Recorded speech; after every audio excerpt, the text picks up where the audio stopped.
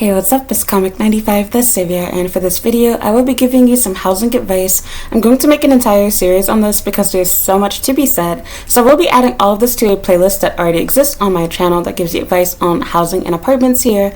Do keep in mind that advice on this topic will constantly change over time because as the years go by, especially like right now as the making of this video, with us easing out of the pandemic, there are going to be changes both with pricing of rent as well as procedures that individual landlords choose to take for how much they are going to charge with their rent. So for this video, I'm going to answer a question in which someone asked, where do you recommend living, like for, an English-speaking neighborhood?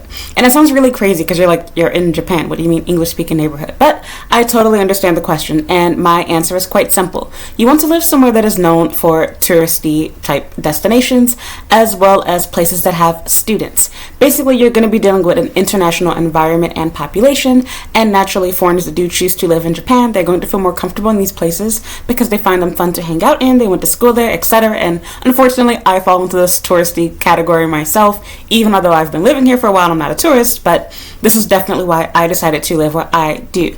I personally live in Shibuya City. Excuse my voice. I personally live in Shibuya City, but there are three major cities that I would recommend for foreigners. So Shinjuku City, Shibuya City, as well as Minato City. So in Japanese, you'll see the KU, like little hyphen in KU, ku meaning city, so Shinjuku City, Minato City, Shibuya City. Within each of these individual cities, there are several different, not really wards, but kind of towns within them. So, for example, Waseda is inside of Shinjuku, but it's a district within it. Yoyogi is a district within Shibuya City. So to make it simple, people normally just say Shibuya City, or they say Shibuya, or they'll just say Shinjuku. If you want to get more in detail, technically for all of these areas, with the exception of Minato for some strange reason, they have cities, or shall I say districts within them that are named after the ward. So the ward or city name would be Shinjuku, but also within Shinjuku there's the shopping district, the area with all the commercial buildings and companies, etc. That's also known as Shinjuku. Same thing goes for Shibuya. If I tell somebody I live in Shibuya, they naturally think, oh, you live right next to Shibuya Crossing, and that's not true. Shibuya is a large city. So while these three places do have large international communities, there are a few things that you want to keep in mind. There are some pros and cons to all of them. It totally depends on where you are living. You can live in Shibuya and be living inside of a really garbagey, cheap, crappy apartment. But when you say the name Shibuya, people assume that you're living inside of a nice place. That is not true for everyone. I personally obviously have a nice place, as you guys have seen before, but for the average person that's living in Shibuya, they don't quite exactly have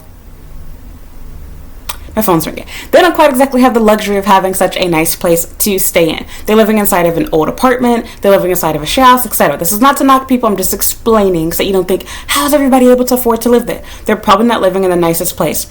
There are definitely old houses, there's cheap places, there's share houses, etc. for every city that exists, probably anywhere in the world. You can always find a super cheap, dirt cheap living option in those areas. And I don't personally recommend going down that route, but just explaining. So generally speaking, if you want to live inside of an English speaking area, you're going to have to cough up a lot more dough. You're going to have to pay more money. Even for a not so nice place, it's going to cost you more money considering how not so nice the place is and what it has to offer.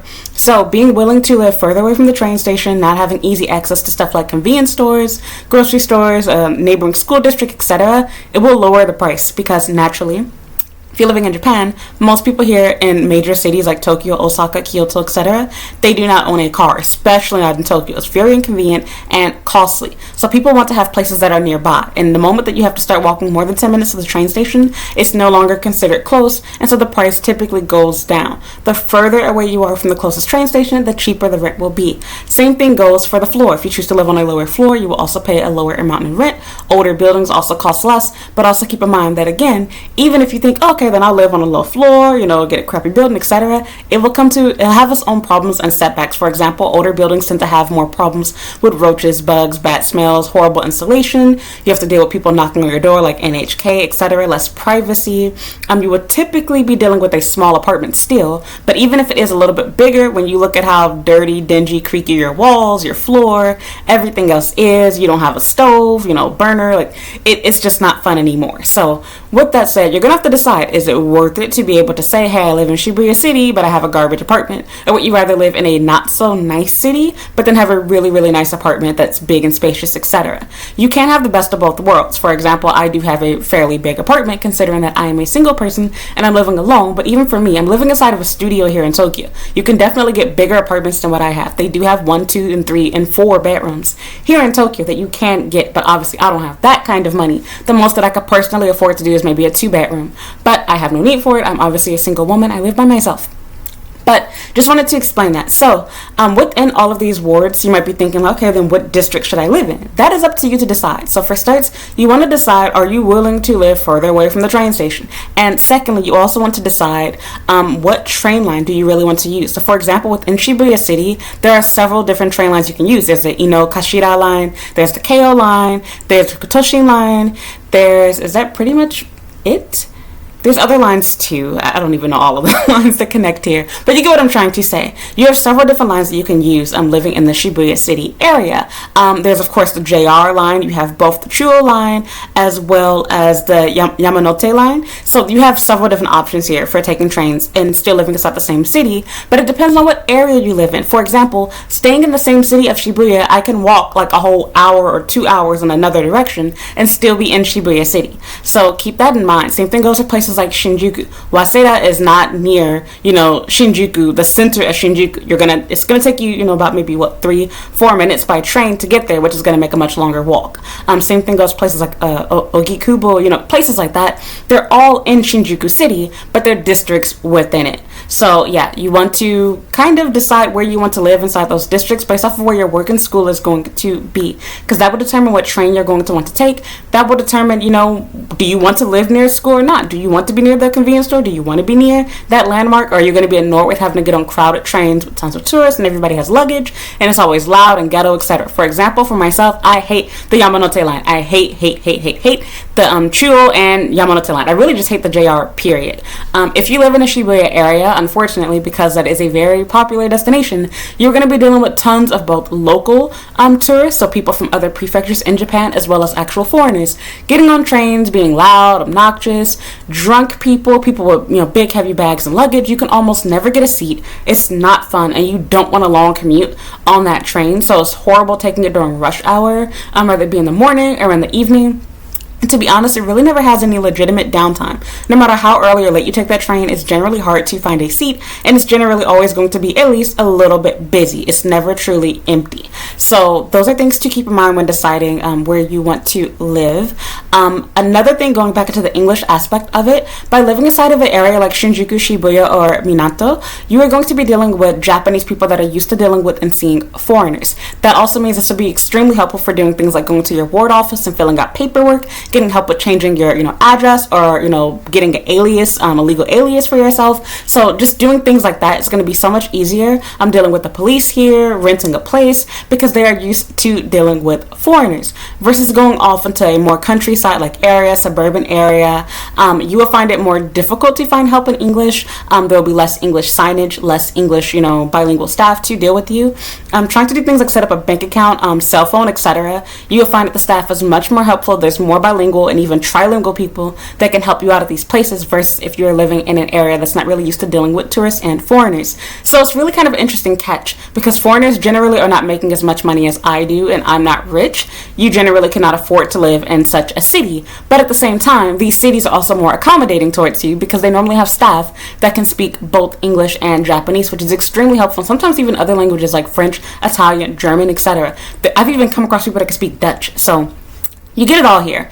I do recommend that you live inside of one of these cities if possible, even if that means staying inside of a share house to start off with, because it makes getting accustomed to Japan so much easier by having the help in English, so you can get to learn how to do things with some assistance first, and then you can put on your big girl pants or big boy pants and go ahead and do things by yourself. It definitely helped me out living in the Shibuya ward before I moved to the Kansai area. For anybody new to my channel, I used to live in Kansai. I actually spent more time living in Kansai than the Kanto area, but I recently moved back. It's now been almost a year. I've been back in Tokyo now. So yeah, With that said, you definitely want to have that help when first getting started. No matter how well you speak Japanese, it's totally different when you actually come to Japan. It's not a matter of being able to understand people, but there's a lot of cultural things that you want to understand, and filling out paperwork are things you would have never done before. And let's face it, no matter how well you can speak Japanese, you're not going to be able to read kanji at an adult level. So filling out paperwork will still be a little bit strenuous and a little bit difficult for you, especially when it comes to doing things like filling out your address. But I will be honest with you, for the most part,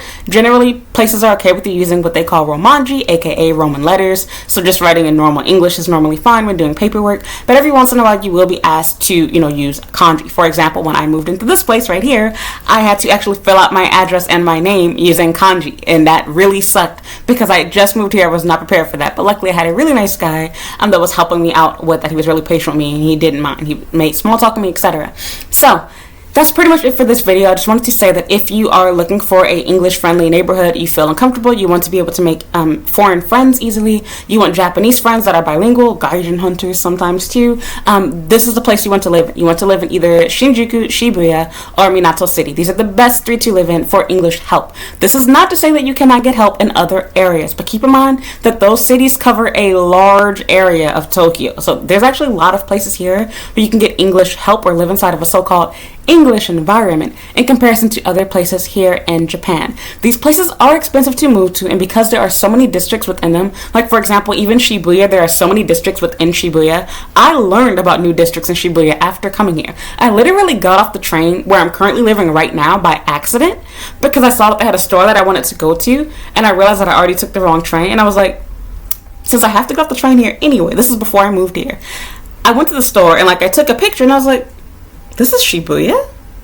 I didn't know this was Shibuya City. So yeah, and then what do you know, I ended up moving here. And I didn't even try to move here. My real estate agent happened to find a perfect place for me here. Can't turn down a penthouse, can you? So that's pretty much it. Again, I do recommend starting off small, and I do suggest that you start off living inside of a share house first. I've already made videos talking about my reasoning why, but one of the really big pros to it, which I'll just throw inside this video too, you get to have the best of both worlds. You're paying a little bit of money as though you're living in the countryside, but you get to live in the major, downtown city-like areas while still paying pennies practically. And there's no true commitment. You can always end your contract basically any month at any time, and you don't have the same constraints that you do with having an actual apartment, as well as not having to deal with all the furniture and things like that. It's already established for you. You already have furnishings for your place. It makes life so much easier. So that's it for this video. Thank you for listening, and I hope that I answered your question to help you guys out. It is not impossible or crazy to live inside of an English-speaking neighborhood because you are living in Japan. Look at how things are in the U.S. If you are Asian and come to the U.S., where do they normally go? New York, Chicago, Los Angeles, San Francisco, Seattle.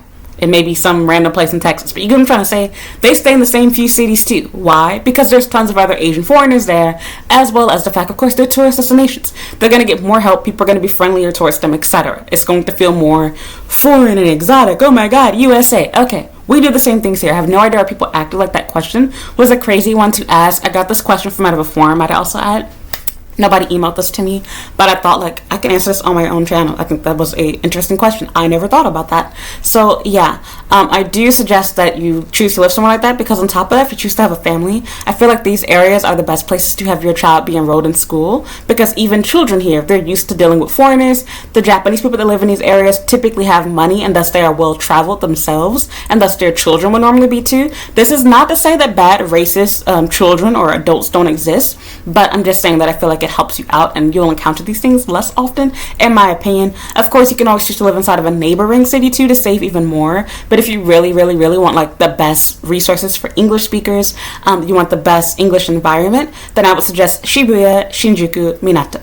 So that's it for this video. Thank you for listening. Thank you for watching. If you enjoyed this video, please make sure you give this video a like, leave a comment down below, and if you haven't already, please subscribe to my YouTube channel. You can also follow me on Instagram and Twitter at Comic95. I have a Snapchat and TikTok at Comic the Savior, and a blog at comic95.com, and a Facebook fan page at Comic95 the Savior. So thank you so much for listening, and thank you for watching, and I will update you soon.